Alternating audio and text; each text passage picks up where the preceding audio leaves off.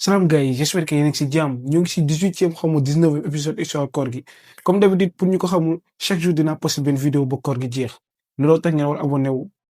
ngeen activer cloche de notification bi pour à chaque fois su ma dugalee rek YouTube envoyé leen vidéo. ok tey moom ñetti histoire yu ma la andi dafa xaw spécial ñun ñëpp yàgg nañ dégg ay wax comme genre daal bu dëpp baaxul bu leen aw si digg pour lamb comme genre wax yooyu noonu daal te à chaque fois day ne wax yi ay bidaa la rek duñ leen gëm. mais bon ñetti histoire tey dinañu confirmer tout le contraire ndaxte nit yooyu noonu dañoo weddi woon genre wax yooyu noonu après lu leen dal mooy loolu. lu mais histoire benn teen la boole xamante ni waa dëkk bi yëpp dañ koy daw waaye abonné bi mu defal lu garaaw. deuxième histoire bi nag benn abonné la boole xamante ni nee na dafa doon jot ay message yu garaaw ci benn numéro inconnu wante message yi luñ ko doon wax lu garaaw la du mën a wax lu bëri. wante dernier histoire bi moo gën a till si vidéo bi ndaxte abonné bi dafa nekkoon ci benn village boole xamante ni dañoo doon tere di dem ci àll bi ndaxte foofu noonu am nay jinne yu fa nekk wante abonné bi mu dëgër boobu histoire boobu noonu nag moo dàq ci vidéo bi loolu tax ma wax leen ngeen seetaan ba mu jeex ma teg si ngeen aimé ngeen partagé ko ma wax leen benn affaire bu fekkee da ngeen tiit pour seetaan vidéo bi.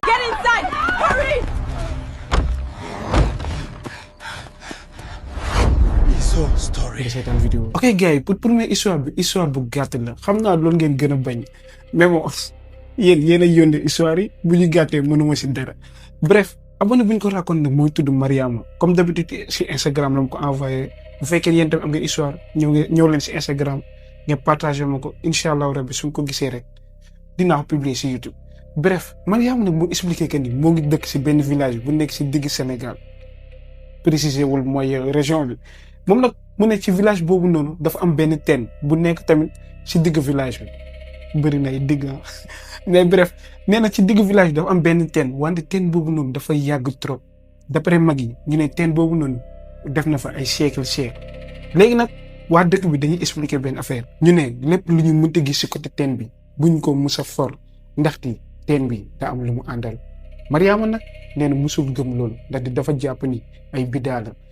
en fait affaire bi amul benn règle boo ko foree yaa xam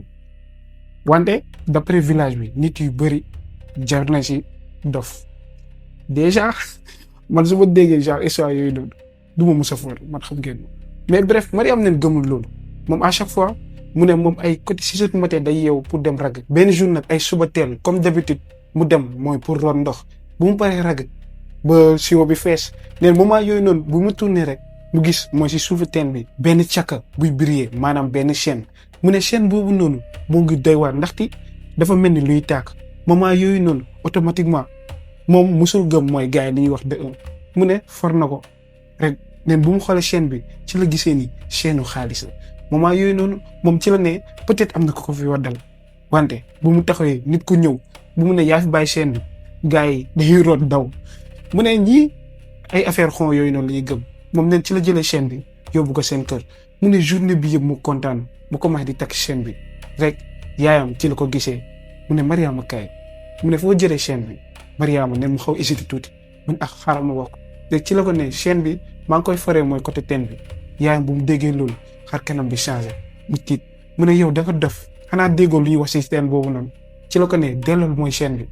Mariama ci la ko ne ok dinaa ko delloo wante ci xelam nee na xalaatu ko sax ci la jëlee chaîne bi denc ko benn côté moom lañ nee na journée boobu noonu yëpp yaayam tooba ko di ko laaj est-ce que delloo nga chaîne bi dafa doon ne xaaral ba benn moment rek yaay ji laajwaat ko ci la ne delloo naa chaîne bi sànni naa ko ci biir teen bi yaay ci la ko ne j'espère que li nga wax ni dëgg la ndaxte xam nga ni histoire yu ñuy wax ci teen boobu noonu Mariama neen ci la réewee mu dem yoonam ndaxte moment yooyu dafa jàpp ne encore une fois wax yooyu noonu ay bidaa la wante guddi bu mu jotee lépp si lay changé ndaxte premier guddi boobu noonu fekkente ni chaîne bi da ko denc moment yooyu noonu fekkante ni tëdd na ba muy nelaw instant yooyu exactement ci la géntee benn gént bu doy waar ci biir gént bi am na benn mère buy ñëw si moom di yuux dellool chaîne bi jox ma sama chaîne moment yooyu noonu neen rek bu jub ñàkk tooy xeeb bu tiit ndaxte neen musul gént genre gént yooyu noonu Mariam nee na tiit na ndaxte xam na ni affaire bi dafa lii ak chaîne bi ndaxte mère boobu noonu si gént bi chaîne bi la doon wax ci la ne lii du dara dama tiit rek ci la tëddee dara xewul ndax bu mu yeewoo nee na mu continuer journée am chaîne bi à chaque fois day dem di ko vérifier ba léegi moo ngi fa guddi bu mu jotaatee encore une fois mu géntaat même gént bi wante bii ba dafa xaw a changé tuuti ndaxte même mère boobu noonu la wante moo ngi toog si teen bi Mariam nee na ci la ko gisee mère bi di daw di ñëw si moom moment yooyu noonu rek mère bi mu ngi doon répété delloo ma ko delloo ma ko delloo ma ko mu ne mère bi moo ngi dem di gën a jege si wante balaa moo egg rek ci la yeewoo mu ne tiitaange jàpp ko mu ñàkk tooy xeeb comme mooy démb si guddi instant yooyu noonu ci la ne est-ce que du ma delloo chaîne bi ba si yàgg mu ne dama tiit rek ci la décidé téyewaat chaîne bi mu tëdd mu ne mu nelaw géntaatul lendemain bi encore une fois journée bi demee normalement guddi bu mu jotee mu géntaat même gént bi wante à chaque fois benn détail bu ndaw day changé bii ba mère bi da ko jege trop ñëw ba si moom ba nar ko lal di yuuxu benn moo rek delloo ma ko nee na balaa ma ko lal rek moment yooyu noonu ci la jugee mu ne moo ngi ñàkk tooy xeeb encore une fois ci la ne premier jour bi dama ko génn mu sori ma deuxième jour bi mu xaw ma jege si troisième jour bi mooy tey tuuti mu laal ma loolu mooy suba bu ma laalee peut-être am na benn affaire bu mu war a dal ci la ne chaîne bi dinaa ko delloo nee na bu mu yeewoo rek ci la jëlee chaîne bi def ko mooy si poche am rek mu jubal si teen bi ndaxte dafa doon def rat moom nag neen bu mu eggee ba tiim teen bi mu jël mooy loxam dugal ko si poche bi ndaxte fa la denc chaîne bi neen bu mu dugalee fekk fa dara chaîne bi comme si dafa seey ci la ne si xelam lii chaîne bi mënul seey c'est impossible mu ne peut-être dama ko fàtte ci lal bi ci la ne suba incha allahu rabbi su ma ñëwaatee dinaa ko tëmbal mooy ci biir teen bi neen noonu la jëlee mooy ndoxam dellu bu mu eggee seen kër mu ne mu vérifier chaîne bi est-ce que moo ngi fa wante chaîne bi nekk ci kaw lal bi moo ngi nekk fu mu ko dencoon affaire bi jaaxal ko trop ndaxte nee na d'après ay souvenirs am génnee na ko fa ba dugal ko si poosam ci la ne peut-être dafa commencé di naax rek mu ne guddi soosu noonu ci la tëddee nelaw rek encore une fois mu géntaat ba mu gént bi mère bi laal ko nen mère bu mu ko laalee rek mu ngi yuux delloo ma ko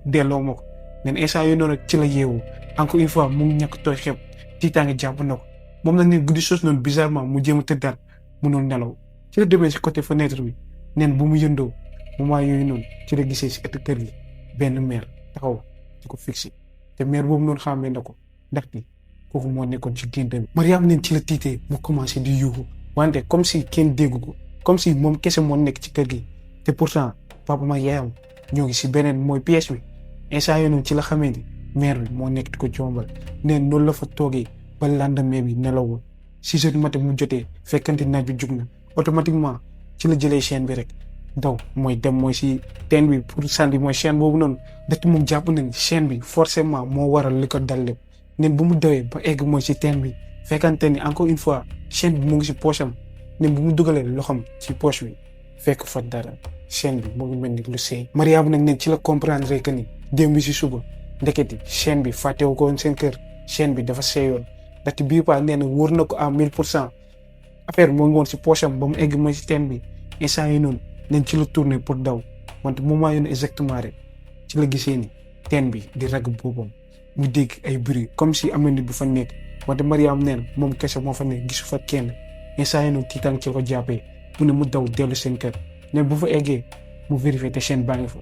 wante chaîne bi dafa seey Mariam nag neen après jour boobu noonu fekkente ni jamono jooju noonu xale bu ndaw la woon mu ne fekkente ni dafa waroon am ay 15 ans jëm kaw mu ne ba ay côté 18 ans 20 ans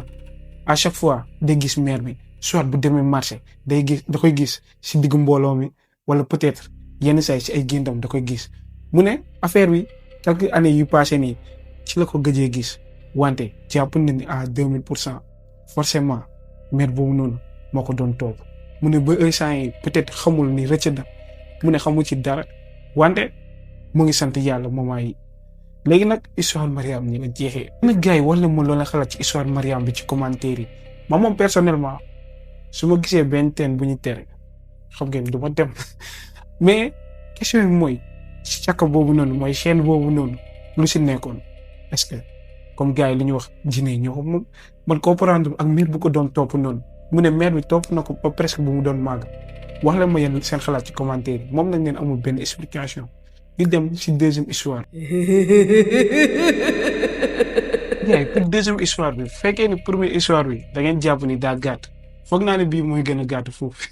histoire bi nag abonné bu ko dund moo ngi tudd Cheikh. moom nag moo expliqué que ni dafa demoon seen village pour rendre visite ay mbokkam mu ne fa la fa nekkee presque un jour deuxième jour bi fekkente ni dafa waroon voyager waat demaat ci beneen dëkk ci côté yaayam famille yaayam et tout ça war ngeen comprendre neen bu mu commencé taal otam pour préparer dem rek moom mooy exactement ci la jotee benn message WhatsApp benn numéro inconnu mu ne ko bul jël oto bi tey bul voyager Cheikh bu mu gisee loolu neen ci la ne kii lu mu jéem a wax ni te bu mu gisee message bi jéem ko saa tontu ndaxte ne message am dañoo bëri trop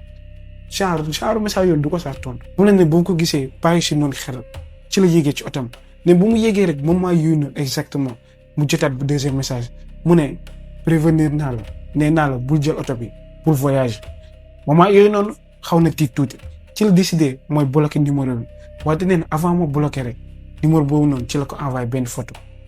otam mais comme si nit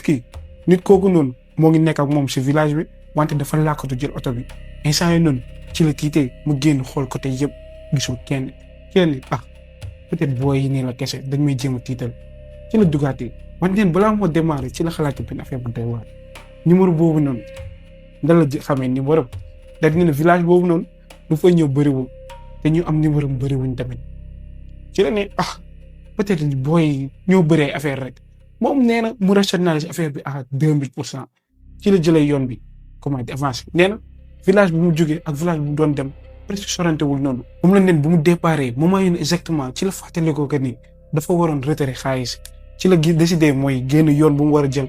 dugg mooy si tali bi mu ne bu mu doon jël tali bi rek instant yooyu noonu exactement beneen message wàccaat mu ne message bu mu wàccee rek mu lire ko même numéro boobu noonu numéro bi moo ngi naan waxoon naa la ko léegi c'est trop tard moment yooyu noonu Cheikh ci la ne kon kii ba léegi bloqué wu ma ko bloqué si saa si moom bloqué ko mais bu mu ko bloqué rek mu décidé mooy kon ne yoonam neen bu mu avancé quelques centimètres rek benn camion ñëw tël beneen oto ci kanam exactement instant yooyu noonu bu mu gisee mooy seen boobu noonu tiitaange jàpp na ko mu commencé di xool téléphone am muy xool numéro boobu noonu ndaxte nee na bu tontu loon message boobu noonu quelques secondes après bu avancé woon oto bi da koy jël camion bi da koy jël instant yooyu noonu Cheikh nee na mu tiit tellement te en plus mu expliqué que ni accident bi dafa ñaaw trop genre dafa métti instant yooyu noonu nee na ci la raison nànk demul saa mooy village bu war a dem automatiquement mu delluwaat seen village mu ne bu fa toogee mu ngi ñàkk toog xeeb mu tiit ñëpp ñëw si moom ñu ne ko saa yi lu xew te ne expliqué accident bu mu jugee gis télé bi wante waxu leen à propos numéro boobu noonu Cheikh ne mu ngi jëlee téléphone am rek moo ngi lox tiit moment yooyu nit yi dañ ko waroon trop ne ci la décidé duggaat ci oto bi wante muy xool message bi mu ne moo ngi tiit ci la ko décidé mu woo waa ji jotu ko mu envoyé ko message jotu ko moom la neen def na lépp bu mu mun wante mënul jot waa ji ci la débloqué numéro bi rek bàyyi ko noonu moom mu ne desewul mooy si village bi automatiquement mu ñëw delluwaat Dakar ne bu mu eggee seen kër bay xaaju guddi mu xoolaat mooy numéro téléphone bi wante ci la gisee ni waa ji yónnee waat ko même photo bu mu jëloon si suba si maanaam photo oto bi Cheikh neen mu gisee loolu ci la ko jéemee woowaat wante dara moom nag ne depuis jour boobu noonu ba heure yi nii xamul numéro boobu noonu ku ko moom te xamul nit kooku noonu nan la xamee accident la waroon am ndaxte moom gëm na ni à 1000% nit kooku noonu sauvé na wante xamul nit kooku noonu lan moo ko tax a jóg nee na amul si benn réponse léegi nag histoire Cheikh nii la jeex kay wala ma loo leen xalaat ci commentaire yi man nag bëggoon naa leen jox partage benn affaire bu reetaanlu bu ma doon waxtaan ak Cheikh mu ne numéro boobu noonu est-ce que du malaaka moo ko moom malaaka bu yor wasa mais bref gis nañ ni affaire daa traumatisé Cheikh nañ ko baal mais léegi nag ma question bu ma laaj numéro boobu noonu lu tax mu sauvé Cheikh bu fekkee ne moo waral loolu te forcément am na lu si tax parce que nee na ko bul dem léegi nag wax ma loo xalaat ci commentaire yi numéro boobu ban genre numéro te numéro boobu noonu Cheikh xaaral ma jox Cheikh mu yónnee ko sama numéro au cas où léegi nag wax la ma loo xalaat ci commentaire yi ñu dem si troisième ak dernière histoire moo gën a tillu si vidéo tey gars yi troisième histoire bi nag abonné bu ko dund moo ngi tudd Seydou comme ni ma leen ko waxee histoire moo gën a tillu si vidéo bi moom nag moo expliqué que ni histoire bi moo koy dal depuis bu mu nekkee xale fekkente ni moo ngi woon seen village neen jamono jooju noonu dafa doon dégg ay wax yu doy waar comme par exemple garab bi am na lu si nekk bu leen dem fii bu leen dem fii wante nee na wax bu mu doon gën a dégg mooy bu leen mës a dem ci àll bi guddi boo leen déggee ay musique instant yooyu noonu Seydou neen xale la woon mu ne affaire yi da ko doon tiital à chaque fois histoire boobu noonu lañ ko doon naxee sax pour mu bañ a mooy guddee mooy si mbedd mi rek nee na ba benn jour ay côté timis moom ak xaritam yi ñoo ngi foo fekkante ni sori wuñu àll bi moment yooyu exactement ci lañ commencé dégg ay tama yuy tëgg ay musique comme si am nay nit yu nekk mooy di def fête ci ginnaaw àll bi exactement et saa yi noonu Seydou nee na dafa amoon fit wante mu ne bu mu histoire yu mu doon dégg yëpp ci la ne saa yi ñu daw dem ñibbi wante xaritam yi cey na yow booy tàppen nga ñu dem xool foofu noonu war na am ay boolu lekk et tout ça mu ne lekk bi moo leen gën a yow ne moment yooyu nag mu xaw a hésité tuuti ci la ne xaaral ma topp leen booy nag fekkente ni avancé nañ Seydou mu ne moom xaritam yi ci la ñu duggee ci àll bi moment yooyu noonu bu ñu duggee rek mooy tama yi di gën a fort musique bi di gën a leer ñuy gën a avancé ba ñu xam exactement musique bi fu mu féetee. ci la ñu gisee benn lumière bu leer comme si am na benn xal bu ñuy taal instant yooyu noonu Seydou ne ñoom ci la ñu kontaanee ndaxte jàpp nañ ni fii nii dafa am benn fête moom xaritam yi ci lañ avancé wante bu ñu eggee ci lañ gisee benn affaire bu leen jaaxal ñetti xale yu jigéen ñoo fa nekk te ñoom ñëpp dañoo sol yëre yu weex taal xarit yi bu ñu gisee loolu ñoom ñu ne malgré li ñu nekk ay xale comprendre nañu que ni lii c'est pas normal ci lañ décidé di arrière fekkante ni egg nañ rek musique bi ci la arrêté ñu fa nekk mooy ñetti ñooñu taxaw rek tourné ci lañ ne ñëw ngeen kaay leen excellent instant yooyu noonu ñoom leen bëggoon nañ daw xaritu Seydou neen dañuy dem wante Seydou nag neen instant yooyu noonu xamul lan moo xew comme si peut-être gars yi dañoo dugg si bopp bi ci la ne non booy ñu dem te ma rappel leen au début moom moo doon bañ xarit yi ñoo bëggoon dem xarit yi bu ñu gisee Seydou mooy avancé ñoom ñu topp ko Seydou nag leen bu ñu avancé ba ñu egg instant yooyu noonu rek mooy ñetti xale yu jigéen yooyu noonu fekkente ni encore une fois ñoo ngi sol lu weex tàll ñoo ngi commencé di fecc di wéy comme si ñoom Seydou existé wuñ genre faale tuñ leen sax moment yooyu noonu Seydou neen mu ngi taxaw comme si dañ ko hypnotiser musique bi rek lay dégg te en plus mu expliqué que ni musique bi mu ngi dem di gën a fer fecc bi di dem di gën a doy waar instant yooyu noonu xaritam yi fekkente ni ñoo xaw a sori tuuti rek ci lañ ne Seydou ñu dem Seydou nee na xaritam bu ñu ko doon woo déggu leen rek am na kenn ku nekk si ginnaaw rek xëcc ko neen bu ñu ko xëccee comme si dañ ko yeew xel bi ci la ñëwaatee rek ci la commencé di tiit mu xam ni lii c'est pas normal instant yooyu noonu xaritam yi ci lañ commencé di daw Seydou moom nee na moo gënoon gaaw mu daw ba commencé di leen rob moment yooyu noonu ci groupe bi forcément il faut mu am ko gën a yéex mu ne am na ku nekkoon si ginnaaw ñu bàyyi ko ñoom ñoo ngi daw ñu génn àll bi heureusement bu ñu tourné fekkante ni ñoom ñëpp génn nañu wante encore une fois am na ku nekkoon ci ginnaaw ndaxte moo gënoon yéex bu mu génnee ñoom Seydou ñoom ñëpp comprendre li ñuy gis ni léegi balaa maa kon ni il faut mu joxe benn détail boo la xamante ni Seydou joxe na ko mu ne dernier xarit bu mu génnee instant yooyu noonu comme si tiitul mu ne booy loolu leen daw ay tapet ngeen kese te mu ne moo ngi wàññi ci groupe bi bien vrai que ragal na mais kooku moo si toog am na koo la xamante ni moo ëpp fit mais booy boobu noonu moom tapet la wante booy bi mel ni ku soppeeku te Seydou nee na au début gis na ko muy daw ci la ne booy da nga condé instant yooyu noonu ñu commencé di waxtaan ci lu ñu gis ñoom ñoo ci lañ ne ñii duñ ay nit bien vrai que amuñ ay preuve ci lañ décidé ñibbi ku nekk seen kër Seydou neen bu mu eggee si këram jour boobu noonu sax dañ ko dóor ndaxte dafa guddee woon rek nee na lendemain bi bu mu yeewoo comme d'habitude rek groupe xaritam yi lay foowandoo ñoom ñëpp bu ñu egsee ñu commencé di foo ba si yàgg rek ñu remarqué benn affaire seen xarit boobu noonu mooy xarit bu mujjee woon gisuñu ko ci lañ ne kii lu tax tey ñëwul rek waa groupe bi ñu ne peut-être daa feebar ci lañ demee mooy seen si këram pour jël si ko te nag ñun bu ñu duggee si kër gi fekkante ni ay côté 2 heures passé na rek ñu laaj ko yaayam ñu ne ana sa doom ji rek yaay ci la ñu xoolee mu ne nekkul ak yéen instant yooyu noonu ñoom ci ko fay tiit ñu ne non gis ñu ko journée bi yëpp yaay ci la ne depuis fajar génn na mu ne day dem foofu instant yooyu noonu ñoom ci lañ comprendre que ni am na benn affaire bizarre bu xew Seydou nag mooy expliqué que ni journée boobu noonu yëpp dañoo wër xale bi ba waa dëkk bi yëpp yëg ko gisuñu ko pour ma gàttale affaire bi 3 mois après gisatuñu xale boobu noonu nee na kooku seen xarit la woon gisatuñ xamatuñ fu mu dem Seydou nee na moom a xaritam yi mosuñu wax mooy guddi soos noonu dañoo demoon mooy si fête boobu noonu nee na waxuñu ko ba 3e mois bi moom ci la expliqué papa ji ci la di amul benn rapport da di Seydou jàpp na ni mooy nit yooyu noonu ñoo yóbbu xarit bi mais papa ji nee na loolu amul benn rapport peut-être xarit boobu noonu daa fàq rek mu ne jamono jooju noonu waa village boo yu bëri dañoo doon jég saay di daw ci la ne peut-être loolu Seydou nag neen bu mu waxtaanee ak papam mooy ci guddi soos noonu ci la xawee libéré wu ndax dafa doon ragal ni papam dóor ko bu yëgoon ni dem na si àll bi kon ko papam waxul dara moom ci la commencé di wax booy di nettal histoire boobu noonu moment yooyu noonu mooy yaay xale bi ci la ko déggee mu ne ko wax ma loo dégg mu expliqué ko lépp A ba Z yaay ji nag ci la ne forcément ñu yóbbu sama doom wante papa xale bi nee na mënul nekkul loolu Seydou nee na presque toog nañ ay semaines gars yi dugg mooy si àll bi di rëbb di xool wante gisuñu dara. bref léegi nag Seydou mu expliqué que ni si même 3e mois boobu noonu fekkente ni ba léegi gisuñu xarit bi nee na moom xaritam yi ba léegi ñoo ngi foowee moom même endroit bu ñu déggoon musique bi mu jour boobu noonu ay côté timis encore une fois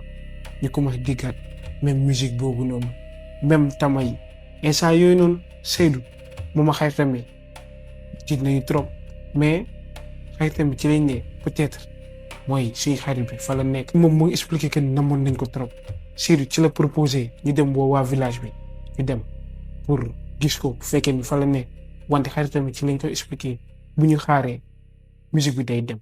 instant yooyu noonu moom xaritam yi ci lañ décidé mooy dugg ci àll bi làkkatu ndaxte xam nañu exactement mooy musique fu ñu ko gisoon rek Seydou nee na tiitoon na trop mais mu décidé topp leen moom la neen buy duggee si àll bi fekkante ne ñoo ngi yor di làkkatu ba ñu egg exactement musique fu mu nekkoon te cette fois-ci musique baa ngi fa ba léegi Seydou neen ci liñ gisee ñeenti nit 4 personnes yuy fecc si xal bi instant yooyu noonu ñoom remarqué nañ benn nit bu ñu xàmmee seen xarit boobu noonu ñetti jigéen ak seen xarit boobu ñoom nee na bu ñu gisee loolu ci tàng ci leen jàppee ñoom ñëpp ci lay tourné di daw pour woowaa village bi wante bu ñu demee mooy woo village bi ñu dellu si waat ànd ak ñoom ñëpp gisuñu fa dara amul xal amul musique amul dara. Sey nag moo expliqué que ni comme si affaire bi daa sey mu ne waa village bi nag dañoo divisé wu en 2 parties benn partie bi jàpp nañ ni ñoom Seydou lu ñu wax dëgg la jour boobu noonu dañoo gis ay jinn beneen partie bi ñu jàpp ni xale yi dañuy fente genre ñoom Seydou waxuñu teg moom la neen depuis jour boobu noonu ba léegi nii xaritam boobu noonu tegaatuñ ko bët te moom jàpp na ni ñooñu duñu ay nit te ñoo yóbbu xaritam. gars yi histoire Seydou bi nii la jeexee mais il faut ma jox leen beneen détail Seydou moo expliqué que ni ci village boobu noonu d'après mooy gars yi dañ ko wax ay pas ñu ne amoon na xale yu jigéen yu réer comme mooy xaritam boobu noonu léegi information boobu noonu def leen si loo leen bëgg man am naa sam benn xalaat man dama jàpp ni ñooñu ñuy gisoon mooy ñetti xale yu jigéen yooyu noonu ak xaritam bi ñoom ñëpp dañ leen yóbbu genre du dañ leen yóbbu sax mais seen xel daa dem parce que boo leen di fàttaliku si benn moment histoire bi Seydou moom nee na xel bi dafa demoon genre xaritam yu mu àndaloon sax déggatu leen peut-être loolu mais théorie kese la joxe leen seen xalaat ci commentaire yi bref ñoo ngi si fin histoire léegi commenté leen musique pour ma xam au moins seetaan ngeen ba fii wax leen ma loolee xalaat ci histoire déjà wax naa histoire bi dafa tiitlu trop j'espère que tey di ngeen nelaw heure yi fii nii moo ngi maa ngi si presque 4 heures du matin aimé leen vidéo bi na jàmm yaatu si yéen